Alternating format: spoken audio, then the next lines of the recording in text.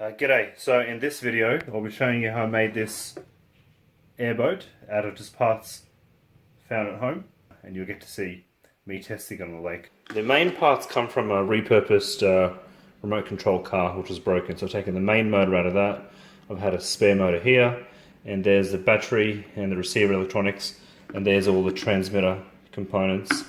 I've taken some buttons out of an old broken stereo and used them to actuate the motors. I use this prop from a broken drone, and because I don't have an effective steering mechanism, I opted for using proportional steering, using air thrust to turn it, and we'll get to see how that works out at the lake.